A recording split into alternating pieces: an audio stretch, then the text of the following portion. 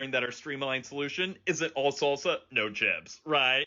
I'm a welder. Let me tell you why the communication is so different between blue collar and white collar workers. I'm Dr. Anna Kalschmidt. I'm an industrial organizational psychologist, and I research the unwritten rules of work for people from working class backgrounds, as well as neurodivergent race and gender intersections. Blue collar workers are majority considered working class in the United States. There are exceptions. And white collar are considered middle and upper class, though there are certainly exceptions from an income standpoint. Working class communities are raised in direct communication. In a blue collar job, being too indirect can get somebody killed. Working class families know this, and they raise their children with direct communication because that is what they use on the job. Because of this, there is also a strong value often of obedience because they want their kids to stay employed, and they think a good employee who follows orders quickly is less likely to get fired.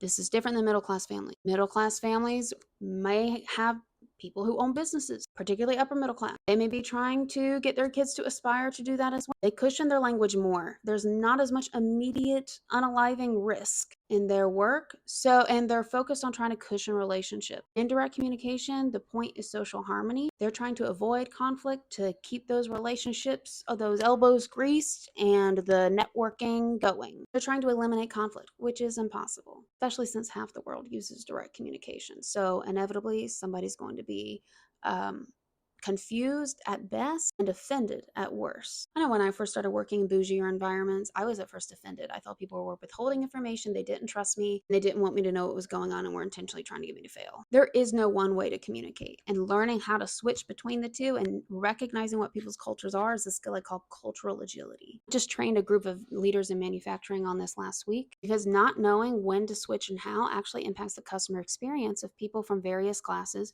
who come to the manufacturing stores for services. There is no one right way to communicate.